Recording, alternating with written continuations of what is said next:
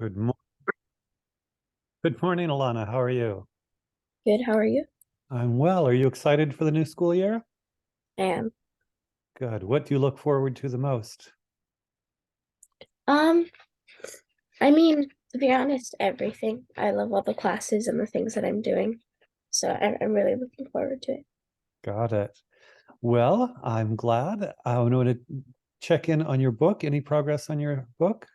Yes, progress has been made. Say more. Tell me. Um, I've gotten closer, or I've kind of started the higher climax, or the kind of the biggest action point, Yeah, but I'm not quite at the top yet. excellent. Do you know how you're going to resolve the book, or do you discover that as you move forward? I think I have a faint idea of what I'm gonna do, but it might change, so Got we'll it. see. And then, how about have you had any time to code, or you kind of took a break from coding? I'm still coding with uh I use a program called Juni Learning. I've I'm right now I'm doing problem solving with Python. My teacher's really great. And then during the school year I'm looking forward to doing more Harvard CS50. Got it. What kind of projects are you doing with your coding teacher? So I just started the level that I'm on right now. So it's more introductory and then kind of getting back into it. Hmm. Um, right now, I'm creating a really simple, or not simple, or I'm creating a project where you put in a word and it translates it into ASCII. So I'm learning more about that. So we'll see how that goes. Is it Python? Is the It language? is it is Python. Would you say you're starting to feel like you're a little bit fluent in Python, or is that an exaggeration? I think it's a bit of an exaggeration. Um, I think maybe later once I move up, I can say I'm better at it, Hmm. but right now I don't think so. Do you have to look up functions? Do you have to learn about new functions? Or I imagine there are at least, boy, I did just noticed I didn't have my video on. Sorry about that. Right. Um, there, I would imagine there are some functions that you know and other functions you have to learn about. Would you say you're mostly using familiar functions, or are you learning about new functions all the time? For now, since I am in the beginning of the level, I am using functions that I'm familiar with, but as I progress, I'm hoping that there will be, or I know that there will be unfamiliar things that I'm going to get to work with. How many lines of code are your projects typically? Um, I mean, I don't know. I don't, if there's an average for the projects that I'm on right now, I'm not so sure. But is it more like 20 or 30 lines of code, or 100 to 200 lines of code? Well, these projects are really small, just to like kind of get you used to all the functions and things like that. And I think as I progress, they'll be bigger. So right now, maybe less than 20 or 30, or yeah, Okay. less than that. And then can you envision what you need, once you know what you need to do, can you figure it out in your mind, or is it a lot of trial and error? You have to try stuff and see if it works or not. Right now, in this particular project, I think it's going to be trial and error just because I've never done something like this before. Hmm. Do you like the trial and error process when you code? I do. I like it. Mhm. Can you, do you kind of have a hypothesis, or do you predict, I think if I write this line of code, this is going to be what happens? For some, yes. For others, I'm not quite sure what it's going to do, and I just try it. Got it. And I would say when we talk about being fluent with coding, I would imagine that with more experience, I expect there are some maybe very simple functions where you do know what it's going to do, right? Are there some pieces of code you like, I know this, don't even have to think about it? Something like that. Although I haven't used them so much to the point where I don't have to think about it. Okay. Yeah, no, that makes sense. A lot of this is experience. I would say I'm fascinated with how we learn things and how we develop expertise. Because There's a whole literature, a whole academic literature, lots of articles and books and so forth on how we go from being a novice to an expert. And our brains kind of learn to chunk certain bits of information as we go from being a novice to an expert. So for instance, you play a little bit of chess, correct? I know how to play chess. I Yeah. do. So often beginner players, novice players in chess, they're kind of thinking through moves one by one by one, and they have to think through every single move. Often, and I assume that's kind of where you are, is you're kind of thinking through every move. Yeah, sort of. I've sort of played enough to where I plan out like maybe 2 or 3 moves in advance. But to be honest, I'm not. Yeah, I'm not. no, that makes sense. But then as when you get to be an expert, you can kind of not only see more moves in advance, but you're sort of looking at the whole chessboard and you're kind of thinking about the whole position and everything. And so it's sort of like once you absorb the details, you've heard the expression, you can't see the forest for the trees. Do you know what that means? You're muted. My bad. Sorry. I said I don't know it. Yeah, all it means is that if you're like right in the middle of the forest and all you see are trees, you don't see the forest. So you kind of have to pull back, like, go on a hill to look down on the forest. That is, if you're in the middle of details, you don't see the whole thing. Does that make sense? It does. So in chess, if you're at the level where you have to figure out each move very carefully and laboriously, maybe you can't see the kind of overall position and strategy and how the whole chessboard is evolving, in terms of your position versus your opponent's position. Does it make sense that there's kind of a detail level and then there's a bigger picture strategy level? Yes, I think so. And then I think with coding, something similar could happen. That is, if you're at the level where you kind of have to figure out and experiment with every piece of code, it's harder to kind of have big picture strategy. Does that make sense? Yes. And I think as you become more experienced, and a lot of this is experience, in chess, you can learn the moves. It's not a big deal to learn the moves of chess, but become good at chess is a really big deal. And likewise, to learn the basic rules of Python is actually not that big a deal. But then to really kind of get to the point where you're thinking big picture strategy about how to solve problems just takes lots more experience and familiarity and so forth and so on. Do you see yourself just beginning to do that a little bit? I think once or once I get more experience and once I get better, because I'm not, or I'm still acclimating to all of the different functions. So I think I I'm gonna get there soon, but I think right now I'm a bit below that. No problem. And it takes as long as it takes. Let's go back to writing. When you first learned to write, you probably barely remember learning to write. You have to learn the alphabet, and then you have to learn sentences and periods and then paragraphs and so forth. And now, since you're writing books, I imagine, you don't have to, in a way, you think about each sentence, but it's not like when you were first learning to write. Does that sound accurate? Yes. Can you remember learning to write, or you were so little you don't remember it at all? I don't remember like first learning the alphabet and learning how to write with a pen, but I do remember like when I was maybe my first few years of school learning paragraphs and how to do that kind of stuff. Paragraphs, tabbing, and just sentence format. I Yeah, remember doing that, but not the basic stuff. but now when you're writing, and this is another example of kind of trees versus forest. I'm sure sometimes you're at the level of sentences, but it sounds like you're able to think kind of big strategy about your books. That is, you can kind of zoom out and think, what is the climax going to be like? What's the resolution going to be like? Bless you. Is that accurate? Thank you. I think so. So you're kind of fluent at the level of sentences and paragraphs. Would you say does it make sense when I use fluent like that?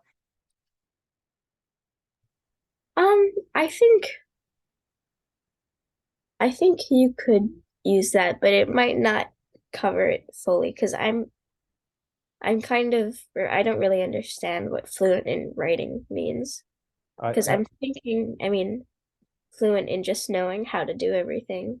And for me, I mean, I may not know how to do everything, so I'm not sure. No, fair enough. And I realize that maybe we should dig into what Fluent, how I'm using Fluent. So I think that's a really great, uh, implicitly question. Didn't quite ask a question, but implicitly you did. So, often we talk about fluency in language. You and I are fluent in English. I would not say I'm fluent in Spanish. I can speak a little bit. And then French, I kind of learned the rules of grammar a long time ago, but I really can't speak French at all. So I'm not at all fluent in French. And so the way I think about fluency is when you're learning a new language, initially, again, it's sort of very laborious, hard work, learn new vocabulary, learn new grammar. Whereas you and I, when we're speaking English right now, we don't have to stop and think, where's the noun go? Where's the verb go? You know what I mean? Yeah. So does fluency in languages make sense? Yes, it does. So I think the way I think of fluency is, and I should look it up, but I think it might be related to flow. Like I think when you become fluent in something, it flows smoothly. And so that's why, with chess, you start out by, what is this move? What is that move? In code, how do I call this function? What does that function do? In writing, how do I write a sentence? What's the punctuation? How to write a paragraph? And so to some extent, I mean by fluency that you don't have to worry about the basics anymore. You can, because we're fluent in English, we can focus on the ideas. We don't have to kind of struggle with the basic grammar. Does that make sense? Is fluency being a matter of getting to the point where you can just work at the idea level quickly and easily without having to worry about the detailed mechanics? Yes. That makes more sense. Yeah. So if that's what we mean by fluency, then would you say you're partly fluent as a writer, mostly fluent? How would you describe your fluency? Or maybe you're fluent in some parts of writing and not others. How would you describe your fluency as a writer? Well, I think I can flow when I'm writing paragraphs, dialogues, sentences, things like that. But sometimes I struggle, or not struggle, sometimes I'm unsure on whether I'm doing like certain format things right. I have to Google it or go check with somebody. Mhm. So, I mean, maybe not all the way, but I think I have some flow. That totally makes sense. And I think that is how we learn that there's kind of a maybe one part of an activity that we become fluent at, and then there's still kind of edges and frontiers where we have to still learn consciously. Part of this is going from conscious to unconscious. And by conscious, I mean, do you have to think about, the words in a sentence? Do you have to think about the grammar? Do you have to think about the structure of the Python thing? Whereas again, when you and I speak English, we don't have to think about it. It's our minds are doing it without deliberate conscious thought. Does that make sense? Yeah. Yes. So there's a core of your writing where you don't have to think about it, but there are also frontiers or edges where you do have to think about it. And I think partly that's because you're becoming more sophisticated and more polished and more professional. Is that accurate? I hope so. Yes. Okay. No, had you ever thought of learning like this, of how you develop from an expert, I mean, from a novice to an expert, or does it seem No. strange to think that way? I think it makes sense. I just haven't thought like this. Is it useful? Do you think it might be useful to be aware of the process of developing expertise? Yes. Why would it be useful? Well, you would kind of keep track on whether or how you're writing, and that might boost, yeah, just sort of boost your awareness and how you write. Got it. A long time ago, I think I introduced the word metacognition. Do you have any memory at all of what metacognition means? I do remember talking about that. but I don't quite remember the definition. No problem. Do you know what cognition or cognitive, that word means? Not off the top of my head. I know we No talked about problem. it. It's a fancy word for thinking. So metacognitive, meta means to be kind of above. And so metacognitive means to be thinking about thinking or aware of how you're thinking. And it turns out that we become better learners when we're aware of how we're thinking and processing and understanding. And so it could be that if you become aware of the process of going from novice to expert or not fluent to fluent, do you think it could help you become a little bit better at developing fluency or expertise? I think so. How? Well, I mean, once you're aware, then you're aware of how you're learning, and you kind of think like if you're aware and maybe you're in a class and your friend or someone else in your class that aren't isn't thinking about, where they are and if they flow, I guess, like we were talking about in their writing. I think you, the person who is doing that, might excel better if you're constantly thinking about it while you're writing. Got it. Well, let's take this as an experiment. Going into the school year, uh, maybe you could try being a little bit more metacognitive about your learning and to see if it helps you become more fluent in the various things you're learning. Um, and it's tricky because I know sometimes our brains are just totally focused on what's right in front of us.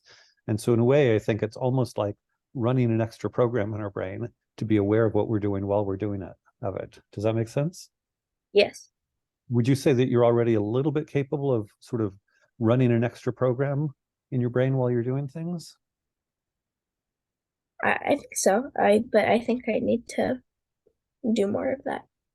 And now that you know how to program, um, I did a little bit of programming a long time ago. I could imagine having a main program, and maybe the main program is write this novel. And then the other program is how am I writing the novel? How am I getting better at writing the novel? And the two programs talk to each other. Does that metaphor make sense? It does. Okay. Well, and with that, I'm going to let you have a fabulous Sunday. What are you going to do today? Today, one of my friends is coming over, and then they're leaving. Yeah, and then they're leaving tonight. Or yeah, because she came over. I think she went to Hawaii for her summer break, and now she's going back home. But this is her first stop. So we're gonna hang out with them today. Good. Play is really, really important. Having a social life is important. Would you say it's more play or social life, or they're the same? Well, I mean, when you say play, I usually think about like playing tag and just like hanging out with friends, and then socializing, making newer friends, and making sure those friendships stay connected. Mm-hmm. And will you do both today with her? Hopefully, All yes, right. All right. Well, have a fabulous day, and I hope you have a fabulous week. And I expect I'll see you a little bit this week. So, uh, yes. can't wait for school to start as well. See you tomorrow. Same here. All right.